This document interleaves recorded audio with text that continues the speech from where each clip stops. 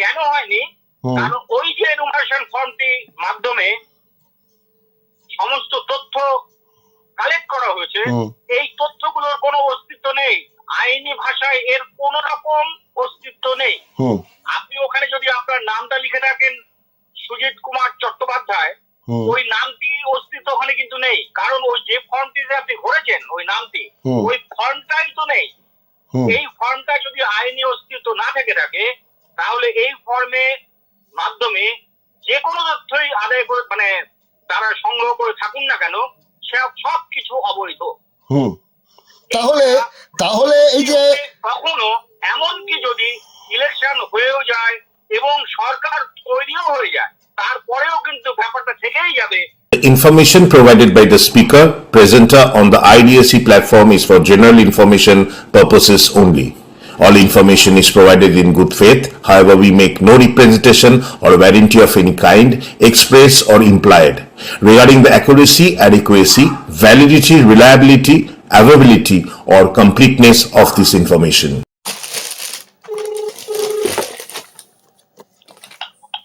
Hello hello, doctor Roy, আমি দিগদর্শন থেকে সুজিত বলছি। হ্যাঁ নমস্কার। নমস্কার।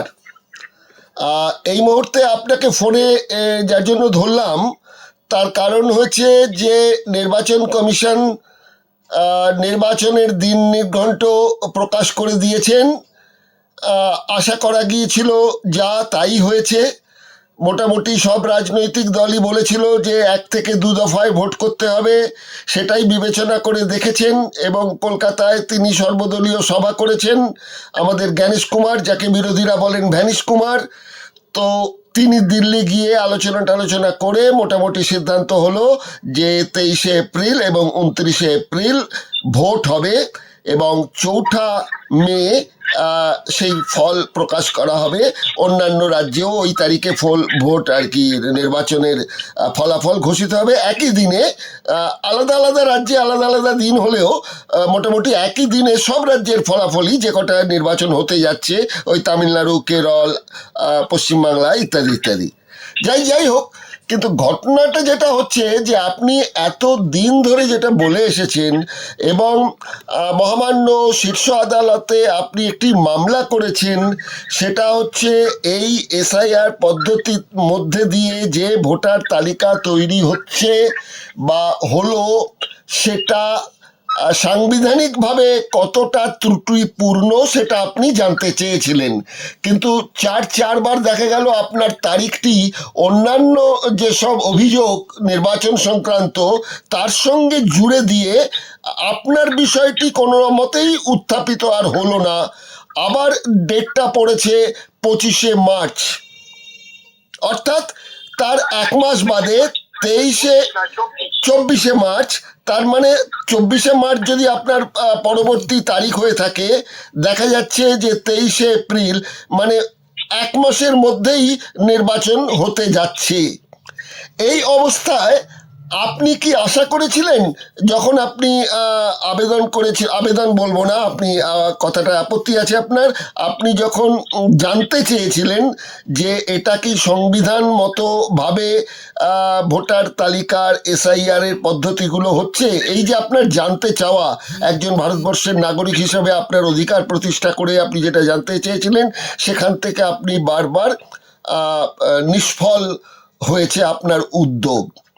প্রথমে এই ব্যাপারটুকু একটু সংক্ষেপে জানতে চাইব।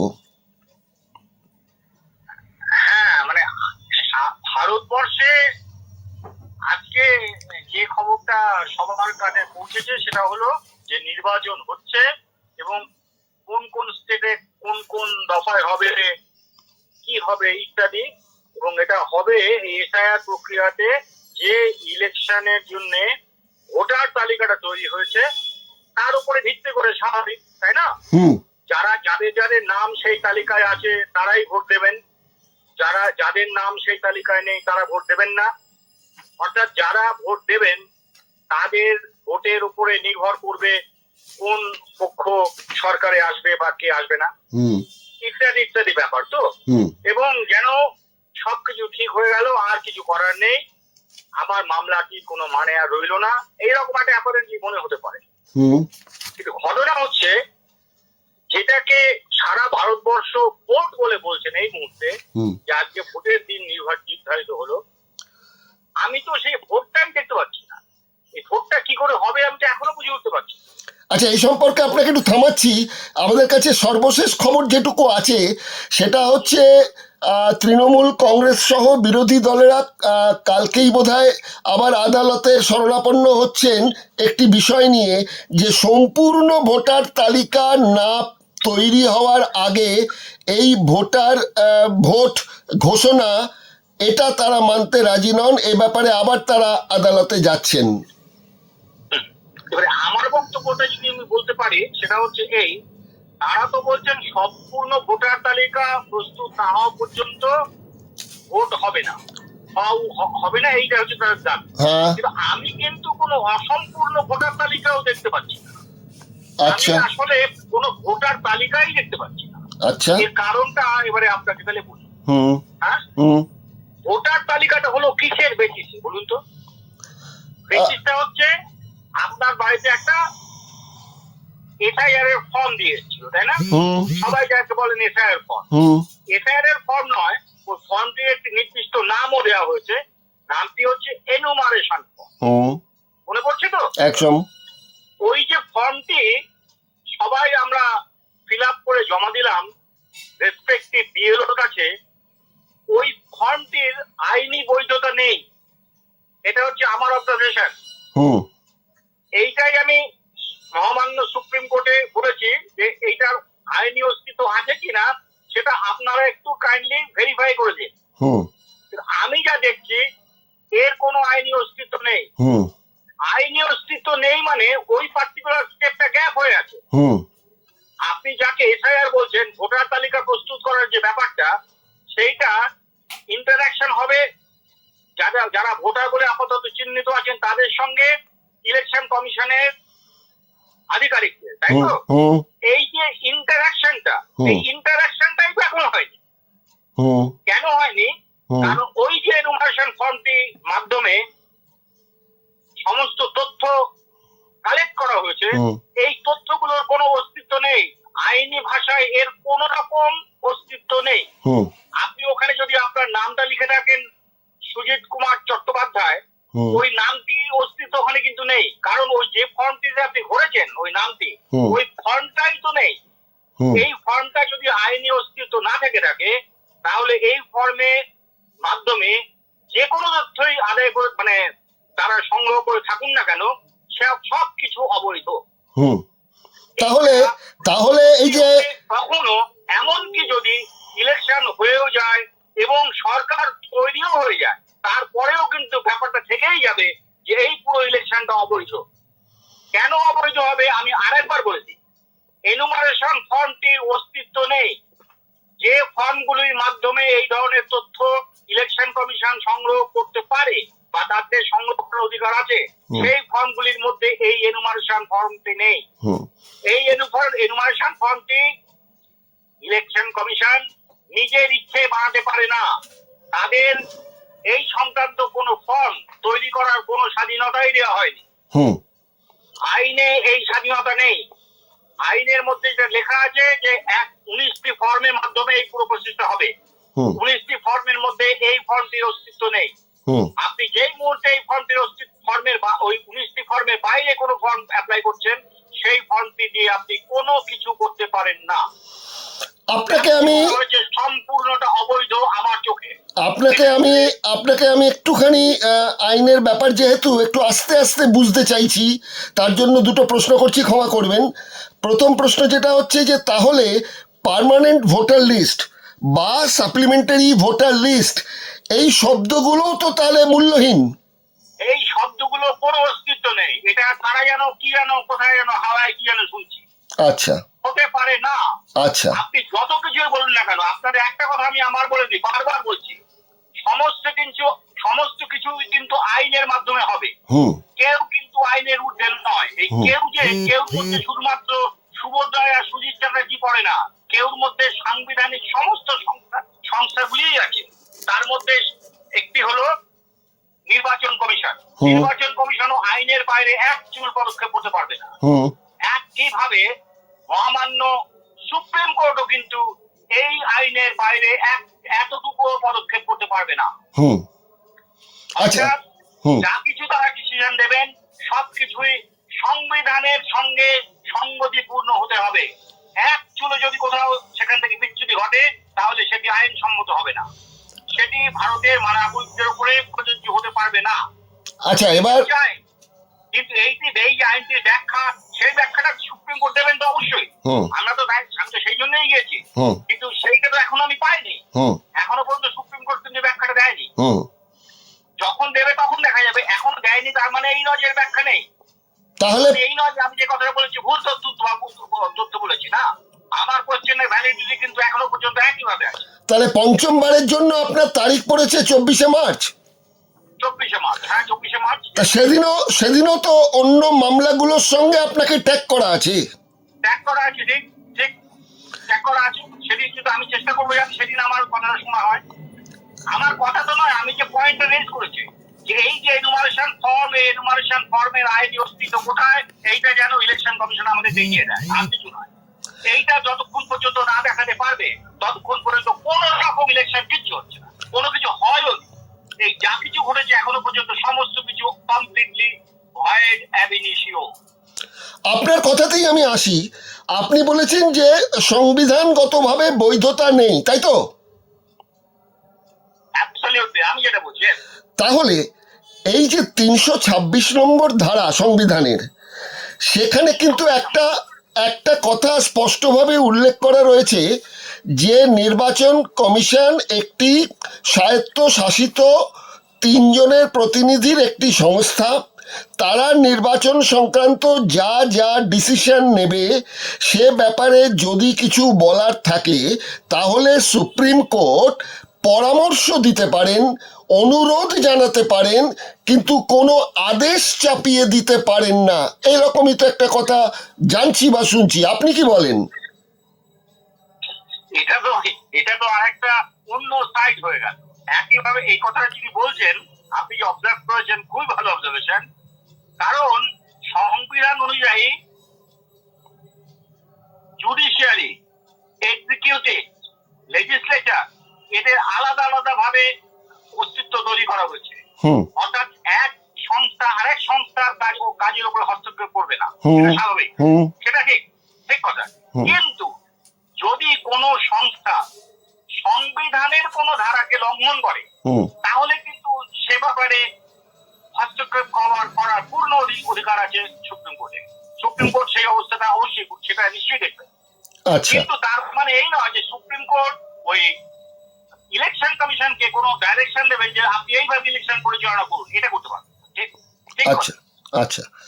কিন্তু একটা ঘটনা ঘটেছে যেটা আমরা লক্ষ্য করছি না, সেটা হচ্ছে সুপ্রিম কোর্ট কিন্তু বিচারকদের উপরে দায়িত্ব দিয়েছেন ইলেকশন কমিশনে এই যে ফর্মটা যারা ভর্তি করেছেন তাদের নামের তালিকা তৈরিতে কাদের নাম বাদ পড়বে বা কাদের নাম থাকবে এই ব্যাপারে সাহায্য করছেন বা এই ব্যাপারে মানে মন্তব্য করছেন অথবা বিচার করছেন যারা, তারা হচ্ছে জুডিশিয়ারি।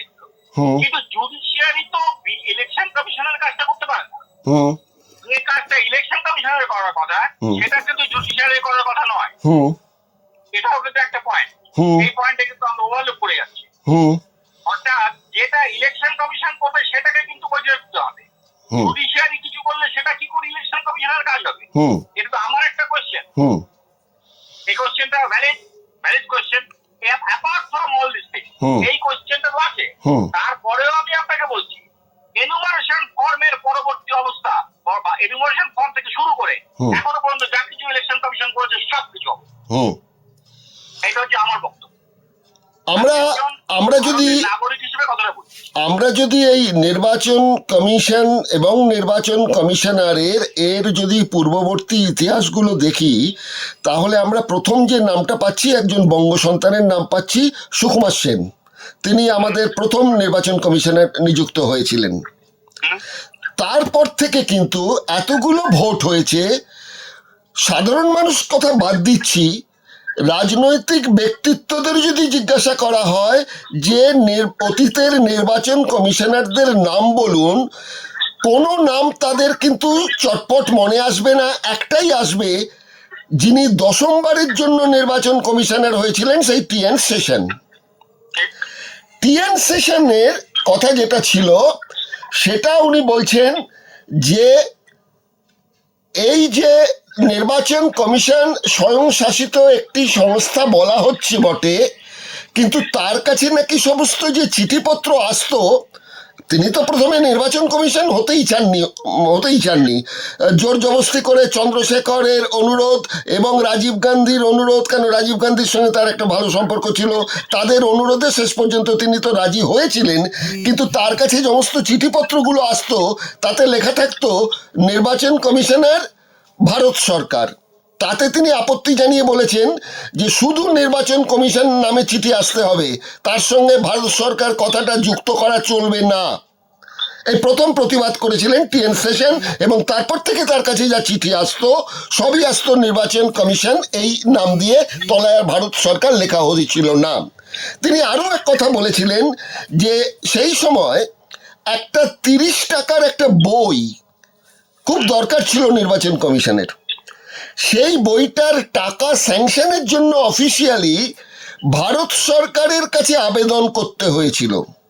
তাহলে নির্বাচন কমিশন যদি একটি স্বয়ংশাসিত সংস্থা হয়ে থাকে, তাহলে তার ওই 30 টাকা স্যাংশনের জন্য ভারত সরকারের কাছে নোট পাঠাতে হলো কেন?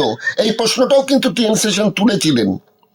তাহলে আপনি আজকে দাঁড়িয়ে যেটার জন্য মহামান্য সুপ্রিম কোর্টের কাছে আবেদন করছেন, আমি করছেন শব্দটাই দিচ্ছি যতক্ষণ না আপনার প্রশ্নের উত্তর আপনি পাচ্ছেন, সেই জায়গায় দাঁড়িয়ে হ্যাঁ শুধুমাত্র আমার নয়, এই প্রশ্নটা আমি করছি ভারতের, হ্যাঁ বিহাফ অফ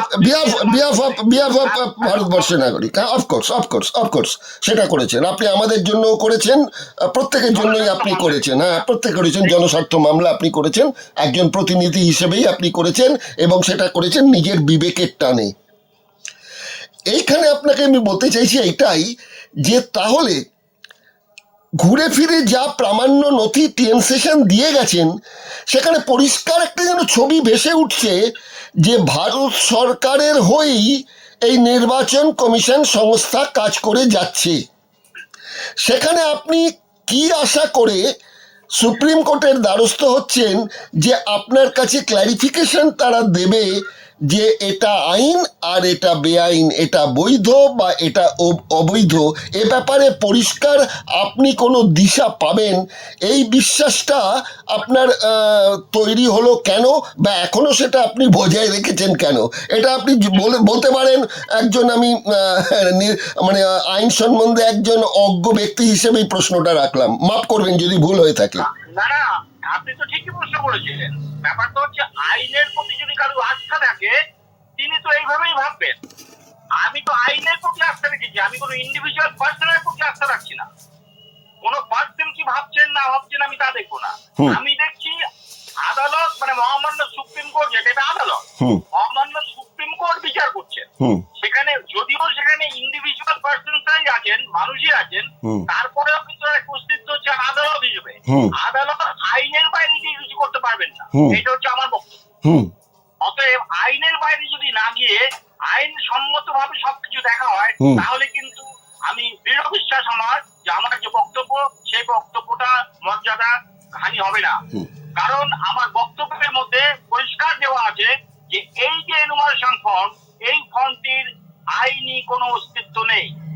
যেটা আমরা বুঝতে পারছি না, খুব ওভারলুক করে যাচ্ছি, সেটা হলো ওই আইনে অস্তিত্ব না থাকা মানে ওই একটি ফর্মটির কোনো মানে নেই।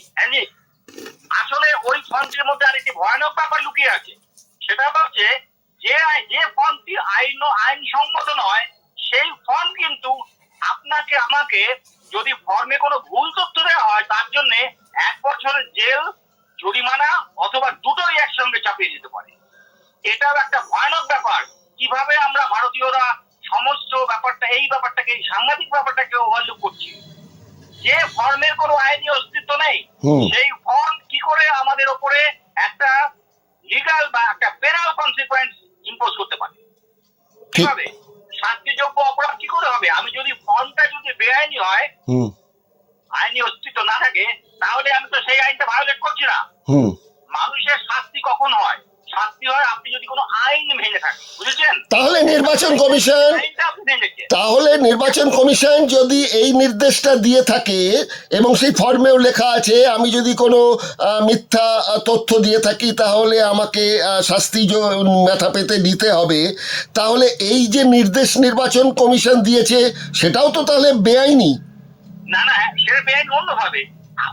নির্বাচন কমিশন যেটা দিয়েছে সেটা হলো ওর মধ্যে আইনের কথাটা উল্লেখ করেছে। আইনটা হচ্ছে ৩১ নম্বর ধারা, representation of the people act 1950, তার 31 সেকশনে এটা দেওয়া আছে। আচ্ছা সেখানে কিন্তু উনি ইম্পোজ করে ওই আইনটার কথা বলছেন, আচ্ছা। অথচ নিজের ওই যে পার্টিকুলার ফর্মটা এটা কিন্তু আইনের মধ্যে নেই। আচ্ছা এই যে একটা ব্যাপার, এই ব্যাপারটা ধোঁয়াশা টোয়াশা নয়, এই ব্যাপারটা হচ্ছে কমপ্লিটলি বেআইনি। একটা আমাদের সঙ্গে একটা বাজে কাজ করা হচ্ছে। ইলেকশন কমিশন এটা করতে পারে না। ইলেকশন কমিশন এই কোশ্চেন উত্তর দিতে বাধ্য। এবার আপনাকে আমি আরেকটা আপনিও তো বেআইনি কাজ করতে পারবেন না। আপনি যদি ইলেকশন কমিশন হয়ে থাকেন, আপনিও তো বেআইনি কাজ করতে পারবেন না। আচ্ছা কি করে বেআইনি কাজ করলেন? আপনি কি করে ইনোভেশন ফর্মটা আমাদের উপরে চাপিয়ে দিলেন? এই ফর্মটা আপনার আমাদের উপরে চাপায়নি। এই ফর্মটা এই মুহূর্তে আমি দেখতে পাচ্ছি চাপিয়েছে 9টা স্টেট এবং 3টে ইউনিয়ন টেরিটরি, একসঙ্গে এটা হয়েছে। তার আগে বিহারে এই একই ফর্মের মাধ্যমে ইলেকশন কমিশন তৈরি করেছিল ভোটার লিস্ট, সেই ভোটার লিস্ট অনুযায়ী ভোট হয়েছে ওখানে। অথচ সেখানেও কিন্তু এনুমারেশন ফর্মটা একইভাবে অবৈধ ছিল। অবৈধ ছিল মানে অস্তিত্বহীন ছিল। যেটার অস্তিত্বই নেই আইনের চোখে, সেইটা আপনি কি করে ইম্পোজ করলেন as an instrument of law? Doctor Roy এই নিয়ে একটি শব্দ কেউ ভারতবর্ষ উচ্চারণ করলো না কেন? আমি এটাই প্রশ্ন করবো এখন। ডক্টর রায় সেটা একটা অন্য প্রসঙ্গ, আসছি ওই প্রসঙ্গে। তার আগে আপনাকে আরেকটা আমার প্রশ্ন খুব কৌতূহল ভরে আমার জিজ্ঞাসা করতে ইচ্ছে করছে, হয়তো আমি আইন সম্বন্ধে অজ্ঞ বলেই জিজ্ঞাসা করছি। সেটা হচ্ছে আপনি যে সরাসরি শীর্ষ আদালতে আপনার এই প্রসঙ্গটি জানতে চেয়েছেন, তার আগে আপনি কি নির্বাচন কমিশনারকে কোনো চিঠি দিয়েছিলেন? অবশ্যই দিয়েছিলাম। সে চিঠির উত্তর নেই? তাকে প্রথম তাকে তো আমি জানিয়েছি যে ঘটনাটা আমার কাছে মনে হচ্ছে এই ইনোভেশন ফর্মের তো কোনো আইনি অস্তিত্ব নেই। আচ্ছা আপনারা এটা কিভাবে করছেন? হয়তো আপনাদের কোনো কিছু আছে যেটা আপনি আমাকে বলতে পারেন, আমাকে এক্সপ্লেনেশনটা দিন। আমি তার কোনো উত্তর পাইনি। আচ্ছা, কিন্তু আবার যদি ইতিহাস আমরা দেখি তাহলে দেখতে পাচ্ছি দাদা, সেটা হচ্ছে 1993 সালের 2 আগস্ট টিএন সেশন একটা 17 পাতার নির্দেশ জারি করেছিলেন।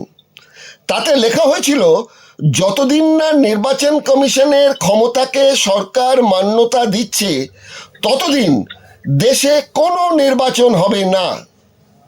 ভারত সরকারের নিজেই এমন কিছু প্রথা সৃষ্টি করেছে যার ফলে নির্বাচন কমিশন তার নিজের সাংবিধানিক কর্তব্য পালন করতে পারছে না। তাই নির্বাচন কমিশন সিদ্ধান্ত নিচ্ছে কমিশনের অধীনে যত নির্বাচন হওয়ার কথা সেই সব ভোট প্রক্রিয়া বন্ধ থাকবে পরবর্তী আদেশ না দেওয়া পর্যন্ত। তাহলে তো বোঝা যাচ্ছে নির্বাচন কমিশনের সাংবিধানিকভাবে তো একটা বিরাট বড় অধিকার রয়েছে। কেউ অস্বীকার করছে না, অধিকার তো আছে। ইলেকশন পরিচালনা করার দায়িত্ব সম্পূর্ণ তাদের, সুপারভাইজ করার সবকিছু ক্ষমতা তো ইলেকশন কমিশনের, এ ব্যাপারে কোনো সন্দেহ নেই। কিন্তু ইলেকশন কমিশন এনুমারেশন ফর্মটি তৈরি করতে পারে না। ফর্ম তৈরি করার পাওয়ার তাকে দেওয়া হয়নি। সেই ফর্ম তৈরি করতে পারে একমাত্র central government in consultation with election commission. ওই ফর্ম তৈরি করার ক্ষমতা কিন্তু ইলেকশন কমিশনের নেই। আবার নির্বাচন কমিশনের যদি ক্ষমতা নিয়ে বলি তাহলে দেখা যাচ্ছে যে পশ্চিমবঙ্গ থেকে রাজ্যসভায় একটা আসনে নির্বাচন হতে দেননি মিস্টার সেশন, যার ফলে কেন্দ্রীয় মন্ত্রী প্রণব মুখার্জির সময়কালটা শেষ হয়ে গিয়েছিল, কিন্তু তাকে মন্ত্রিসভা থেকে পদত্যাগ করতে তিনি বাধ্য হয়েছিলেন টিএন সেশনের এই মানে দৃঢ় পদক্ষেপের জন্য। তাছাড়া সেই সময় কিন্তু অনেক রাজনৈতিক দল, এমনকি শোনা যায় যে পশ্চিমবঙ্গের তৎকালীন মুখ্যমন্ত্রী জ্যোতি বসু তিনি টিএন সেশন সম্পর্কে এতটাই ক্রুদ্ধ হয়েছিলেন যে তাকে তিনি পাগলা কুকুর পর্যন্ত বলে ফেলেছিলেন। এই সমস্ত কিছুই কিন্তু আইনের ভেতরের কথা বলছেন, আইনের মধ্যে এগুলো থাকছে। যা কিছু হচ্ছে আইনের মধ্যে হচ্ছে, আইনের বাইরে গিয়ে কোনো কিছু টেনশন করেননি। বুঝতে পেরেছেন? এই ক্ষেত্রে হচ্ছে যেটা, সেটা হলো আপনি যে এনুমারেশন ফর্ম দিয়ে যদিও, কারণ ওই এনুমারেশন ফর্মের অস্তিত্ব আইনের চোখে নেই। হুম। আপনি ক্রিয়েট করতেও পারবেন না। হুম। ওটাকে ওই ফর্মকে, যে কোনো ফর্ম ক্রিয়েট করবার জন্য আপনাকে আসতে হবে একমাত্র ওই registration of electors act, electors rules হুম। 1960, হুম। একমাত্র ওইখানেই আপনি এই ফর্ম তৈরি করতে পারেন। হুম। আপনাকে আর কোনো অধিকার দেওয়া হয়নি ইলেকশন কমিশনকে কোন রকম ইলেকশনের ব্যাপারে কোনো ফর্ম তৈরি করার অধিকার দেওয়া হয়। আর এইটা যখনই করেছেন সেই কাজটি আইনসঙ্গত হচ্ছে না। এইরকম একটা আইনসঙ্গত নয় এমন একটা প্রক্রিয়া ভারতের মানুষের ওপরে চাপিয়ে দিয়েছেন ইলেকশন কমিশন, যেটা আমি মানতে পারছি না। শীর্ষ আদালতের কতটা ক্ষমতা সে সম্পর্কে আপনি যা বললেন সে সম্পর্কে তো একটা আপনার সমর্থনে আরেকটা তথ্য পাচ্ছি, সেটা হচ্ছে একবার বিদেশে গিয়েছিলেন মিস্টার সেশন। সেই সময় নিয়ম মতো তার যে 3 সদস্যের যে কমিটি, তার উচিত ছিল বাকি 2জনকে দায়িত্ব দিয়ে বিদেশে যাওয়া। তিনি সেটা না করে একজন উপনির্বাচন কমিশনারের হাতে দায়িত্ব দিয়ে গিয়েছিলেন। সেই সময় এটা সুপ্রিম কোর্টে মামলাটা যায়। তখন সুপ্রিম কোর্ট নাকি এরকম আদেশই দিয়েছিল যে মিস্টার সেশনের অনুপস্থিতিতে ওই উপনির্বাচন কমিশনারকে যে দায়িত্ব দিয়েছেন সেটা বলবৎ হবে না, বাকি যে 2জন নির্বাচন কমিশনার আছেন তাদেরই কাজকর্ম চালিয়ে যেতে হবে। মানে সেশনের কথাটাকে সেখানে কিন্তু সুপ্রিম কোর্ট আটকে দিয়েছিল। খুবই স্বাভাবিক, কারণ সুপ্রিম কোর্ট তো দেখেছেন, পুরোটাই দেখেছে যে ঠিকঠাক আছে, একদম আইনসম্মত হয়নি, অতএব খারিজ করতে হবে। তাহলে আমি একটা উদাহরণ দিচ্ছি, তো আমি আগেও বলেছিলাম বোধ হয়, হ্যাঁ। কোন একটা বাড়ি তৈরি হয়েছে without any sanction from municipal commission অথবা যাই হোক, যেখানে তার যদি কোনো রকম প্ল্যানটা স্যাংশন না করে একটা বাড়ি হয়ে থাকে, তাহলে বাড়িটা তো বিপজ্জনক, ঠিক কিনা বলুন? বাড়িটা বিপজ্জনক। তাহলে কিন্তু যদি কেউ যদি অভিযোগ আনা হয় আদালতে, আদালত কিন্তু দেখে ওই বাড়িটিকে কমপ্লিটলি ডিস্ট্রয় করবার জন্য আদেশ জারি করবেন। এটাই নর্মাল, কারণ একটা রিস্ক থেকে যাচ্ছে, একটা বাড়ি হয়েছে বোঝা যাচ্ছে না বাড়িটার ফাউন্ডেশন আগে ছিল কি ছিল না। যদি এরকম কন্ডিশন থাকে তো বাড়িটা ভেঙে দিতে হবে, ঠিক কিনা? ঠিক তেমনি ইলেকশন কমিশন যদি এমন কোন তালিকা তৈরি করে থাকে যে তালিকা তৈরি করা হয়নি, কারণ এনুমারেশন ফর্মের আইনের কোনো অস্তিত্ব নেই, তাহলে তো সম্পূর্ণটাই বেআইনি।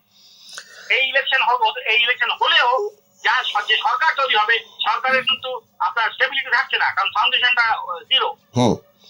তাহলে ফাউন্ডেশন একটা বিল্ডিং যেমন থাকতে পারে না, উইদাউট ফাউন্ডেশন তেমনি কোনো একটা সরকারি প্রক্রিয়া বা কিছু এটা হতে পারে না। তাহলে আমি যদি পরপর স্টেপগুলো দেখি আপনার কথা অনুযায়ী, নির্বাচন যেটা হতে যাচ্ছে সেটা বেআইনি, সেই নির্বাচনের পরে যে সরকার গঠিত হবে সেটাও তাহলে বেআইনি। 100%। এরা তো কারণ সরকারটা তৈরি করছে কারা?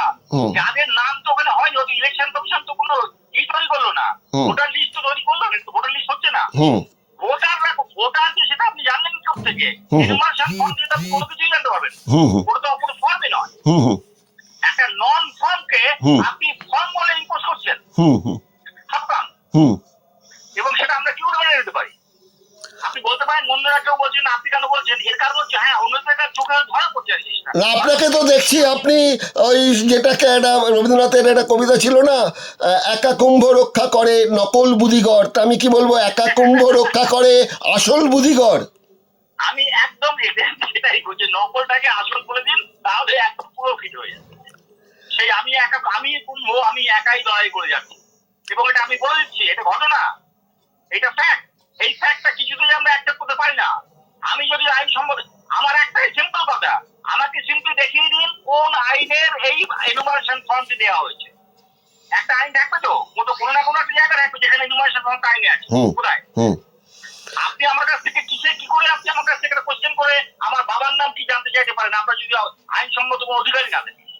আপনি আমাকে যদি ফর্মটা দিয়ে থাকেন যেটা আইনের ভাষায়, আইনের চোখে ঠিক, সেই ফর্ম অনুযায়ী ডেফিনেটলি আমি লিখবো মাই ফাদার্স নেম। আপনি একটা কাগজ, খবরের কাগজ টুকু এনে আমাকে বলে লিখুন, এবং যদি না লেখেন আপনাকে আমি 1 বছর জেল দেবো, আপনি ইয়ার্কি পেয়েছেন নাকি আমার? আচ্ছা, হাতে খুব সময় কম ডক্টর রয়, আমি দুটো মাত্র প্রশ্ন আপনার কাছে রাখতে চাইছি। প্রথম প্রশ্ন যেটা রাখতে চাইছি সেটা হচ্ছে, বিভিন্ন রাজনৈতিক দল, আইনবিদ, সমাজবিজ্ঞানী প্রচুর আছেন ভারতবর্ষে, বিদগ্ধ পণ্ডিত মানুষ সব আছেন, তারা এই সাপ্লিমেন্টারি ভোটার লিস্ট বা অরিজিনাল ভোটার লিস্ট, কে উদ্বাস্তু, কে নাগরিক, কে বেনাগরিক, এই সব কথাকে সরিয়ে রেখে আপনি যে পয়েন্টটা নিয়ে আলোচনা করছেন, বেসিক জায়গাটা, সেটা হচ্ছে যে ওই ফর্মটি ফিল আপ করানোর অধিকার আছে কি নেই, এটা যে জানতে চেয়েছেন। এরা কেউ এই দিকটা কি খতিয়ে দেখলো না? সেটা কি মনে হয় আপনার, ইচ্ছাকৃত না অনিচ্ছাকৃত, কি অজ্ঞানতাবশত, না কি এটা, এই রহস্যটা কি? এটা ইচ্ছাকৃত হতেই পারে না, এটা হয়তো তাদের নজরে পড়লো না। ইচ্ছাকৃত কেন হবে? এটা তো একটা ফান্ডামেন্টাল, এটাকে বলে জুরিসডিকশনাল ইস্যু। আপনি প্রথম স্টেপটা নেবেন কিনা সেটাই হচ্ছে এই পয়েন্ট। মনে করুন আপনি আমেরিকা দিকে কি করেছেন না করেছেন এইগুলো পরের কথা। ফার্স্ট হচ্ছে আপনার কি আমেরিকা যাওয়ার ভিসাটা ছিল? আপনার কাছে ভিসা নেই, আপনি কি করে আমেরিকাতে গেলেন? আপনি কি করে আমেরিকা, আমি একটা কথা একটা নাম বললাম একটা দেশের, হ্যাঁ, আপনি এখানে গেলেন কি করে? আপনি কি করছেন সেখানে? আপনার তো ভিসা নেই। আপনার কি ওইখানে নিউ ইয়র্কে থাকার কথা না নিউ ইয়র্কের জেলের মধ্যে থাকার কথা? বলুন তো, আপনার যদি জেল আনতে থাকে আপনাকে রিপোর্ট করে দেবো নর্মাল ভাবে, তাই না? তাই তো। আপনার কাছে তো এনুমারেশন ফর্মটা নেই, তো ভিসা। আপনি এনুমারেশন ফর্মটা আমার কাছে ফিল আপ করতে পারেন না, কারণ আমি আপনাকে সিম্পলি বলে দেবো প্লিজ গেট আউট। মানে এই ফর্মটা আমাকে আইন আমাকে এটা বলেনি করতে, আমি সেটা করতে বাধ্য, যেটা আইন আমাকে কমান্ড করতে। কারণটা আর কিছু নয়, আইনটা কিন্তু আমি বানিয়েছি, তাই ও আইনটা আমিই বানিয়েছি। এটা কি আদারওয়াইজ ইট বিকামস ডিক্টেটরশিপ। আপনি যা বলছেন আমি তাই করবো, আমি কোশ্চেন করবো না, এটা ডিক্টেটরশিপ হয়ে। তাছাড়া তো এদেশে ডিক্টেটরশিপ তো এস্টাবলিশ করিনি, এটা তো গণতন্ত্র। গণতন্ত্রে তো আমাদের কনস্টিটিউশন নিয়ে চলতে হবে, আর কনস্টিটিউশন তো আমরা মানুষরা বানিয়েছি। দ্বিতীয় যে কনস্টিটিউশন বানিয়েছি, আপনি বলছেন আমি আইন জানি না, আসলে তা নয়। আপনি আইন জানেন, জানেন এটাকে বলে কনস্ট্রাকটিভ নলেজ। আপনি না জানলেও আপনি জানেন, কারণ আইনটা তো আপনার নাম দিয়েই করা হয়েছে। যেই মুহূর্তে বলি উই দ্য পিপল, তার মধ্যে আপনি আছেন তার মধ্যে, তাই না? 100 বার। অর্থাৎ আপনি আইনটা কিন্তু জানেন। এবার সেই আইনটা জানেন, আপনি আমাকে রিভিউ করুন। তাহলে বলুন যে আপনি যে বলছেন এনুমারেশন ফর্ম আইনসম্মত নয়, এই তো অমুক ওই আইনের অমুক ধারায় এই তো লেখা আছে এনুমারেশন। আপনি আমাকে দেখিয়ে দিন, আমার সমস্ত কোশ্চেন আমার অ্যান্সারটা আমার কাছে ক্লিয়ার হয়ে যাবে। এবং আমি আপনাকে ধন্যবাদ জানাবো যে আমি এই যে ধারণাটা আমার ছিল না, ঠিক ক্লিয়ার ছিল না, আপনি আমাকে এনলাইটেন করলেন। আচ্ছা গ্রেটফুল টু ইউ। আচ্ছা, শেষ প্রশ্ন নিজেই ইচ্ছা করেন, আমি তো আর করবো না। আচ্ছা, শেষ প্রশ্ন আপনার কাছে, সময়সীমা প্রায় উত্তীর্ণ হতে চলেছে। সেটা হচ্ছে যে এবার আপনার ডেট পড়েছে 24শে মার্চ। 24শে মার্চ, হ্যাঁ। এদিকে 23 এপ্রিল এবং 29 এপ্রিল ভোটের দিন ঘোষণা হয়ে আছে। এখন প্রত্যেকটি রাজনৈতিক দল তাদের ভোট যুদ্ধের লড়াইয়ের জন্য মাঠে কোমর বেঁধে নেমে পড়বে একদম একটা লক্ষ্য নিয়ে, সেটা হচ্ছে ক্ষমতা দখলের লক্ষ্য। আপনি যে আবেদনটি করেছেন সেই আবেদনটার সঙ্গে সঙ্গে কি এই যে পর্যায়ক্রমে যেটাকে আপনি বেআইনি একটি ফর্ম বলছেন, তা পূরণ করতে গিয়ে প্রচুর মানুষের মৃত্যু হলো, বিএলওদের মৃত্যু হলো, নাগরিকদের মৃত্যু হলো, অ্যাংজাইটির মধ্যে কেউ আত্মহত্যা করলেন, কারো হার্ট অ্যাটাকে মৃত্যু হলো, এই এতগুলো মৃত্যু হলো, এগুলোর দায়ভার কে নেবে? এই নিয়েও কি কোনো মামলা এর সঙ্গে যুক্ত করছেন, না ওই মামলাটা খালি রাখছেন? আমি এখন এই মামলাটা আমি করিনি, এটা তো করবেন ভারতবর্ষের প্রতিটি মানুষকে করতে হবে। যদি আমাকে দেখাতে পারেন যে এই আইন অনুযায়ী এটা অবৈধ নয়, তাহলে একটা করছেন, একটা আলাদা ব্যাপার। কিন্তু এটা অবৈধ, তারপরে কিন্তু বাকিটা সম্পূর্ণ সঙ্গে সঙ্গে এসে যাচ্ছে, এর জন্য কে দায়ী? ড্রাইভারটা কার? সেটাই বলছি। কোশ্চেনটা তো আদালত থেকে করা দরকার নেই, সেটা মানুষই করবে। মানুষই তো করা দরকার, তাই না? এই যে সংস্থাগুলো দেখছেন, এই সমস্ত সংস্থাগুলো কিন্তু কর্তৃত্ব আলটিমেটলি মানুষের হাতে। মানুষের সংবিধান তৈরি করা, সংবিধানের আন্ডারে এগুলো সৃষ্টি হয়েছে। তাহলে এর আগে যা বলেছি এবারও সেই ঘুরে ফিরে শেষ ওই প্রশ্নটাই থেকেই যাচ্ছি। 24শে মার্চের জন্য আমরা অপেক্ষা করছি, আপনি অপেক্ষা করবেন। সেদিন যদি কোনো ইতিবাচক কোনো আদেশ বা পর্যবেক্ষণ কিছু সুপ্রিম কোর্টের এসে থাকে তো ভালো, আর যদি না এসে থাকে, আবার যদি ওই যেটাকে বলা হয় তারিখ পে তারিখ এরকম ধরনের কিছু ঘটনা হয়, তাহলে আপনি আপনার পজিটিভ হোক বা নেগেটিভ হোক, যাই হোক, তার জন্য পরবর্তী পদক্ষেপ 25 তারিখের জন্য আপনি কি রেখেছেন? আমি তো এখনো পর্যন্ত শিওর যে এই পয়েন্টটা আদালতের গোচরে আসবে এবং তারা যথাযথভাবে এটাকে বিচার করবে, কারণ এটা হচ্ছে জুরিসডিকশনাল পয়েন্ট। আপনার ক্ষমতাই আদালত আপনি করেছেন, এটা হতে পারে না, এটা আদালত কখনোই মেনে নিতে পারবেন না। আচ্ছা। মানবে কি করে? তো আইনের মধ্যে থাকছে না। আচ্ছা। আইনের বাইরে চলে গেলে তো অলরেডি সেটা সবকিছুরই বাইরে চলে যাবে। অর্থাৎ আমি তো সেটাতে যদি তারিখ আবার পরে আমার তো কিছু করার নেই। তার মানে এই নয় যে আমার মানে যে পয়েন্টটা, সেই পয়েন্টটা মারা গেল, তা তো মারা যাচ্ছে না, পয়েন্টটা থেকে যাচ্ছে। যতক্ষণ পর্যন্ত একটা সুরা আনা হচ্ছে, এর পজিটিভ বা নেগেটিভ কোনো একটা কিছু অ্যান্সার না পাচ্ছে, ততক্ষণ পর্যন্ত আমার এই ইস্যুটা লাইভ। এমনকি ইলেকশন হয়ে গেলেও লাইভ, গভর্নমেন্ট ফর্ম করে গেলেও আমারটা থেকে যাচ্ছে। ওই পয়েন্টটা কিন্তু রিজলভ করতে হবে। ভারতের 140 কোটি মানুষের স্বার্থে এই পয়েন্টটা রিজলভ করতে হবে। আমি খুব খুশি হয়েছি যে এত ভারতবর্ষের মিডিয়া, এর মধ্যে একমাত্র আপনার ব্যাপারে এই দিগদর্শনই কিন্তু এই জিনিসটা তুলে ধরছে। এই যে পয়েন্ট এখনো আপনি স্পষ্ট করে যাচ্ছেন, তার মানে হচ্ছে আপনার একটা কনসার্ন আছে, ভারতের 140 কোটি মানুষের প্রতি আপনার কনসার্ন আছে। এটা কিন্তু সেটা এই জন্যই আমি আপনার কাছে খুবই কৃতজ্ঞ। না না না, এটা ব্যাপার না। আমার দেখুন, আমরা অজ্ঞান মানুষ, আইন কতটুকু বুঝি, কিন্তু আপনি যে বক্তব্যটা রেখেছেন সেই বক্তব্যটা বারবার সুপ্রিম কোর্টে ধাক্কা খেয়ে ফিরে আসছে। সেইটার জন্যই আমার বারবার প্রশ্ন যে এটার একটা মীমাংসা হয়ে যাক, নয় তারা প্রমাণ করে দিক যে আপনি ভুল বলছেন, আপনার অবজারভেশন ঠিক নেই, আর না হলে আপনার কথাটার মান্যতা দিয়ে একটা কিছু মতামত জানাক। এবং সুপ্রিম কোর্টের বাইরে গিয়েও এটা চাইছি যে বিভিন্ন রাজনৈতিক দল, আইন সম্বন্ধে যারা বোদ্ধা আছেন, সমাজবেত্তা হিসেবে যাদের নাম আছে, তারাও একবার বিবেচনা করে দেখুক যে আপনার কথাটার মধ্যে কোনো ন্যায়সঙ্গত তথ্য আছে কি নেই। সেটুকু হচ্ছে না বলেই আমি আমার চ্যানেলের ছোট্ট প্রয়াসের মধ্যে, ক্ষুদ্র প্রয়াসের মধ্যে এই চেষ্টাটুকু করে যাচ্ছি, ওই রামচন্দ্রের সেতু বন্ধনের ওই কাঠবিড়ালির মতো। ভালোই করছেন। আমি বলছি, আমি হাসছি বটে, কিন্তু আমার অত্যন্ত শ্রদ্ধা আছে মহামান্য সুপ্রিম কোর্টের উপরে। আমি অত্যন্ত আস্থাশীল ভারতবর্ষের আইনি প্রক্রিয়ার উপরে। অতএব আমি শিওর যে ভারতবর্ষের মানুষের স্বার্থের বাইরে গিয়ে, বিরুদ্ধে গিয়ে যে জিনিসটা চলছে, সেটা কিন্তু কিছুতেই অ্যালাউড হবে না। বেশ, আমি দৃঢ়ভাবে আশা রাখছি এই ব্যাপারটা। বেশ, তাহলে আজকের অনুষ্ঠান এখানেই শেষ করছি। আমরা ওই 24শে মার্চ শীর্ষ আদালত আপনার বিষয়টি কতটা গুরুত্ব দিয়ে কিভাবে আপনার কৌতূহল নিরসন করেন সেইটার জন্য অপেক্ষা করছি। কেমন? আচ্ছা আচ্ছা, ভালো থাকবেন। আমি তো খুবই আশাবাদী, অবশ্যই এটা একটা নিশ্চয়ই, আমরাও আশাবাদী, আসলে একদম। ভালো থাকবেন। আজ এখানেই শেষ করছি অনুষ্ঠান। আচ্ছা, ঠিক আছে, নমস্কার। নমস্কার।